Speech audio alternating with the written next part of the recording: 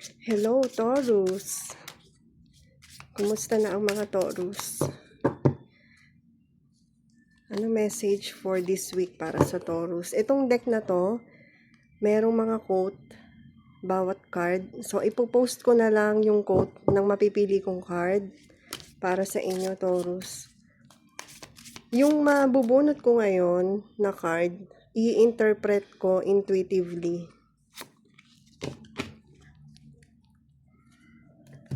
Taurus, message. Well. The well. So, bangin. Naririnig ko ngayon yung word na hibernate.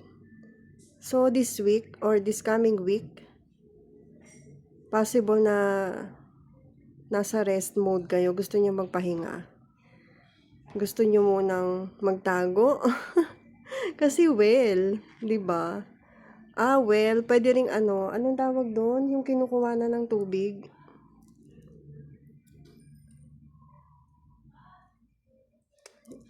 Hindi ko maalala yung term, guys. And then, para siyang nasa sleep mode lang nga. Di ba, nagpapahinga, resting.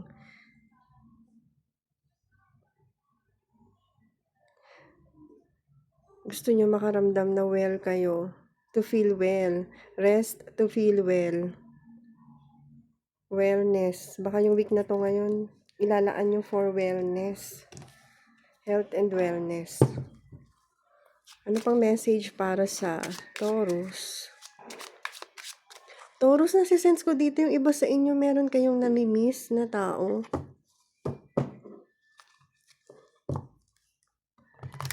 So, parang gusto ninyo mapag-isa.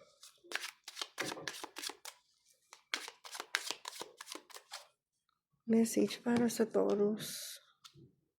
Oo nga. Parang ayaw ninyong may makausap. Oo nga. Taurus, meron kayong ayaw makausap. This week, Major Arcana pa, dalawa rin.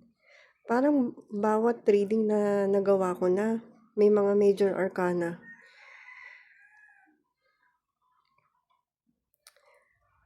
You want to put an end into something, into a connection.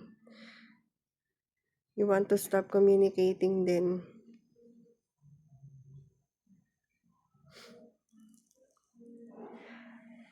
Pwedeng itong tao na to ay authority figure or something na nasa posisyon, someone na nasa posisyon. May position. Pwede rin teacher, pastor, pare, anyone na nag-a-advise. Pwedeng lawyer, doctor.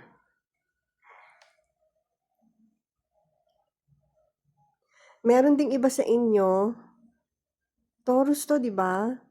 So, yun nga, related sa health ito. Merong iba sa inyo gusto magpalit ng doctor. Or, kung sa law, ng attorney, ng lawyer. Anything na may ginawa kayo or gagawin na service, gusto ninyong palitan kung sino man yung nag-handle nun. So, yun yung kabuuan na nasisense ko dito. May nasisense pa ako dito sa inyo na related to sa marriage life or partnership. Gusto ninyong maging clear kung anong meron. Merong iba sa inyo na hindi na aligned yung values kung sino man yung person ninyo with your person. So, gusto nyo nang i-end. Hindi naman sinasabi na i-end yung relationship. Kayo na lang maglagay ng mga napipick up kong message sa sitwasyon nyo. Hindi kailangan na lahat ay makaka-relate sa bawat message dito.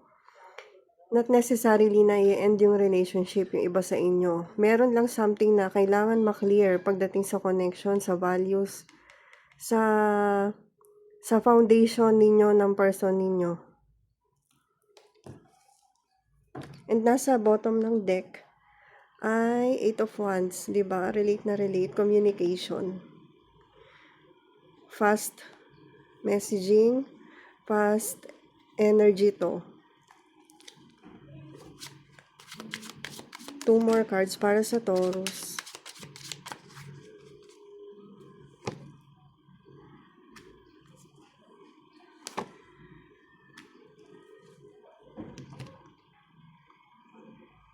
So this week, Taurus, more on nasa hermit mode ka nga. Gusto mo mapag-isa kasi gusto mo mag-reflect about sa decision na gagawin mo pertaining dito sa mga na-pick up ko na messages kanina.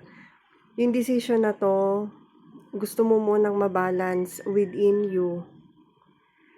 Pwede ring related sa work ito ha. Pwedeng boss mo itong Hierophant. Symbol ng Hierophant.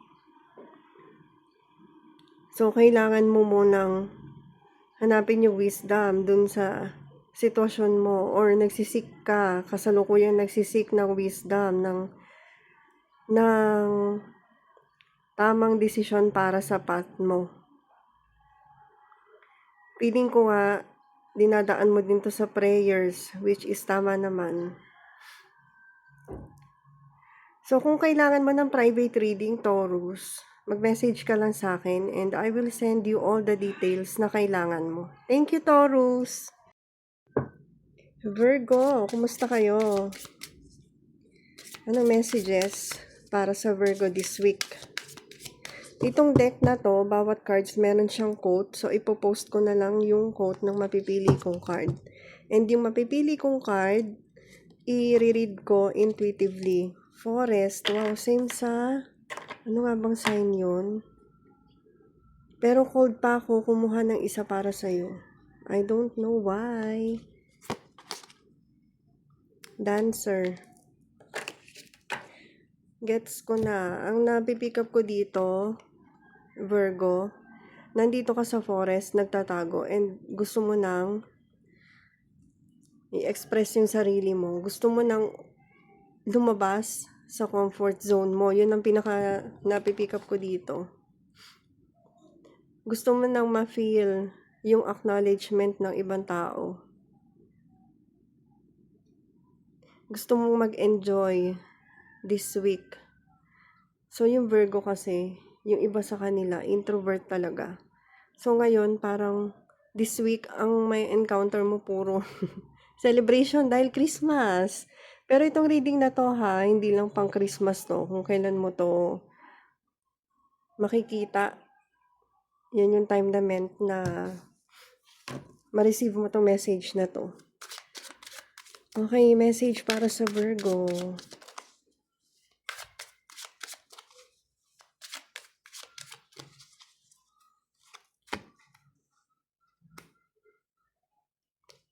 Naririnig ko yung word na aspire. May ina-aspire ka ba? Aspiring something? May ina-aspire ka na King of Swords? Oh, Queen of Swords. Kakatapos ko ng sa reading ng Taurus. Baka may placement ka ng Taurus. Pwede mo panoorin yun. Merong Queen of Swords. Sa connection nyo, Virgo, merong dissonance ang naririnig ko na word with King of Swords or Queen of Swords. Hindi ko alam kung sino ka dito. Isa ka dito, Virgo. Merong healing na nangyayari or kailangan mangyari sa inyong dalawa, sa connection ninyo. And yung isa sa inyo, hindi naman nawawala ng hope pagdating dito. Guided kayo dito sa cycle na meron kayo ngayon. Meron kayong kailangan i-clear. Kailangan i-communicate. And ang nasisense ko kasi dito, pareho kayong madaling ma-trigger. So, nauuwi yung communication ninyo sa pag-aaway. Kailangan siguro muna ninyong hanapin yung clarity bago kayo mag-initiate ng conversation sa person ninyo. or kung sino man na tao na kailangan mong kausapin. Hindi lang siya sa relationship na romantic, pwede rin namang family members or friend or colleagues. Meron ka ng saloobin na gusto mong i-express dito sa person na to, Virgo. Meron ako nasi-sense na merong secret feeling na gusto nang i-reveal. 2 more cards para sa Virgo. Itong communication na gusto mo mangyari or mangyayari pa lang, pwedeng ikaw mag-i-initiate, pwedeng yung person ang lalapit sa'yo. Pero ang purpose nito ay for healing. So kung matitrigger ka, lawakan mo yung isip mo sa pag-process nito, kung ano ba yung magiging purpose nito sa'yo. Huwag mong titignan yung surface level na mararamdaman mong trigger. Okay, lawakan mo yung isip mo.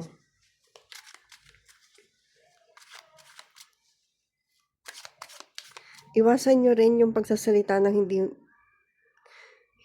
iwasan mo yung pagsasalita ng masasakit para hindi ka makasakit or maka-offend ng kapwa mo. Or kung ikaw yung ma-offend nitong person, don't take it personally. Mag-reflect ka and alamin mo sa sarili mo bakit ka na-hurt, bakit ka na-offend doon. Merong healing na kailangan mangyari doon. Meron din ako nasa-sense dito na kailangan nyong i-communicate sa isa't isa yung bagay na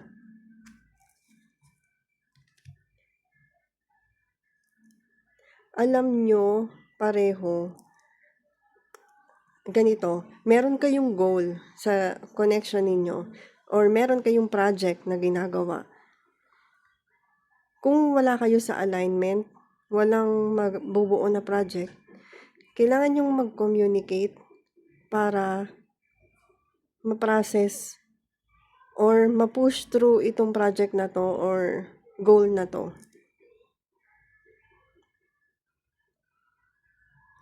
Puro mental energy ang gumagana sa inyong dalawa. Swords.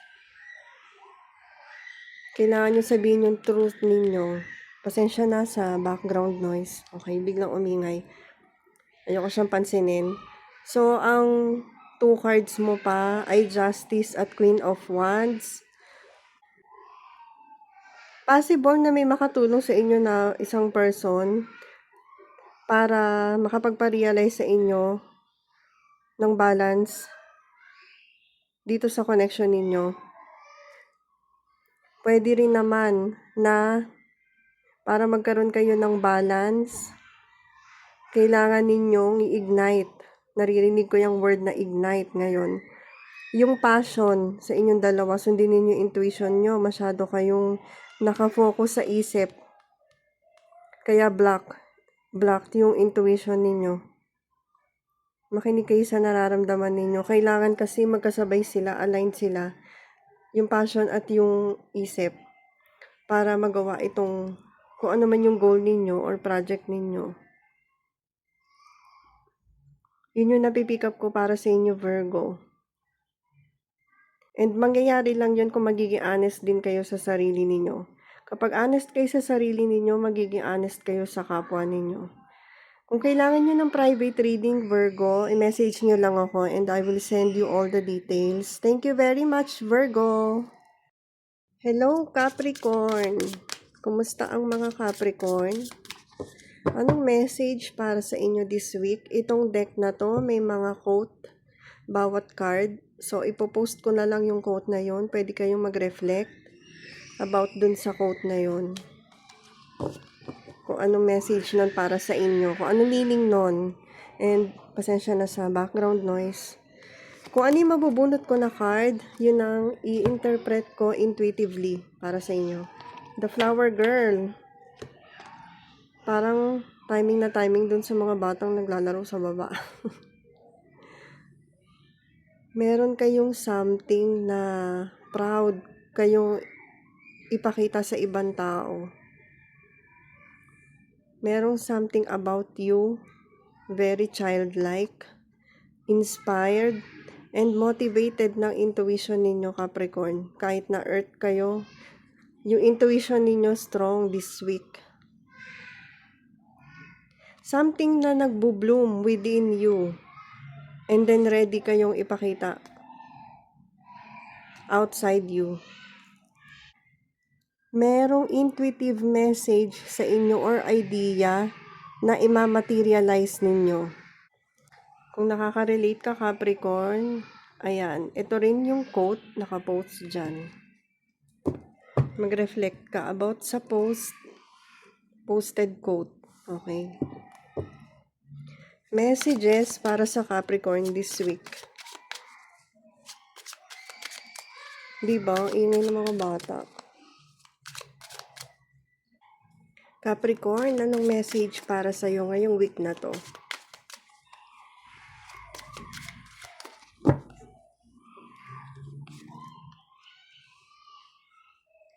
Sumilip ako sa baba. Tinignan ko yung batang naglalaro. Enjoy na enjoy sila eh. Kaya yung sound ng ano nila, nagtitilian sila.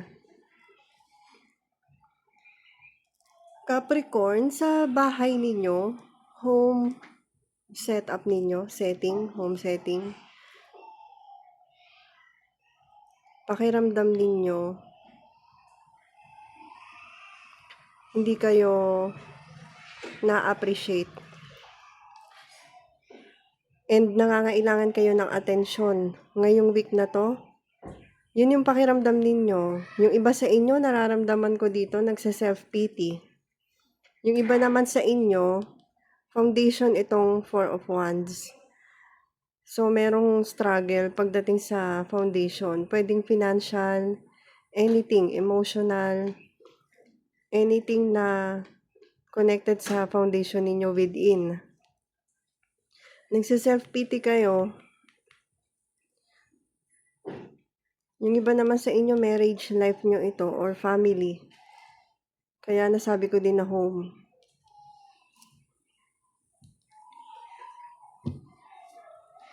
Meron kang gustong sabihin, pero hindi mo masabi.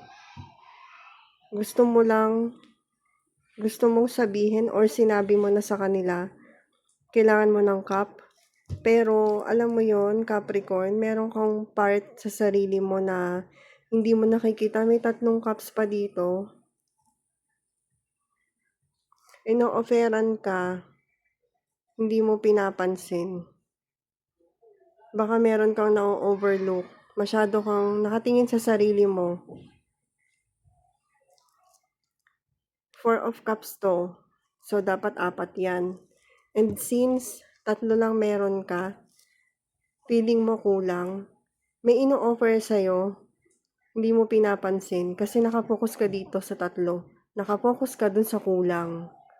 So, Capricorn, merong part ng perspective mo na kailangan mong baguhin para ma-appreciate mo tong binibigay sa'yo na blessing. Merong blessing na binibigay sa'yo. Tingnan mo yung kamay galing sa kawalan. 'Di ba? Hindi mo napapansin kasi masyado ka nakafocus sa isip mo, sa mga sinasabi mo. Hindi mo na bibigyan ng pansin yung binibigay sa'yo. 2 more cards para sa Capricorn.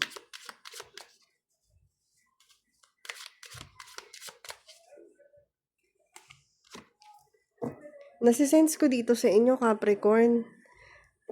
Kailangan ninyo ng, alam niyo yung self-dialogue. Minsan kasi nakakatulong yun. Tingnan mo. Kasi sabi ko lang na self-dialogue. Kasi yun ang ano ko dito eh. Kausapin mo yung sarili mo. Kung bakit ganyan nararamdaman mo, ganyan. Bakit ganun yung takbo ng isip mo, ano ba yung kailangan mo. And dito sa 2 cards na to, ikaw to pareho. Give yourself some grace Alam mo naman kung ano yung mga gusto mo, or kung hindi mo alam kung ano yung gusto mo, alamin mo kung ano yung gusto mo, and ibigay mo yun sa sarili mo. Hindi lahat ay hahanapin natin sa labas natin. Kailangan muna natin punan yung sarili nating cup bago natin ma-share sa iba. Kailangan muna nating punan yung sarili nating pangangailangan bago yung pangangailangan ng iba. Kapag nabigay mo yun sa sarili mo, mapupunta ka sa King of Wands energy. And mag-a-align ka dito sa Four of Wands. Sa ngayon kasi nandito ko sa Four of Cups. Parang empty, may kulang.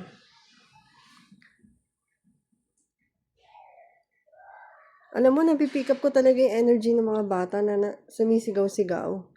Baka deep inside mo, meron kang nagsusumigaw na emosyon na hindi mo ma-express.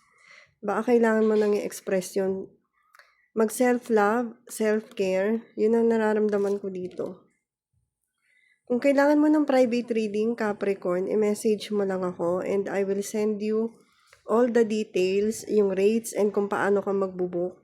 Thank you very much, Capricorn.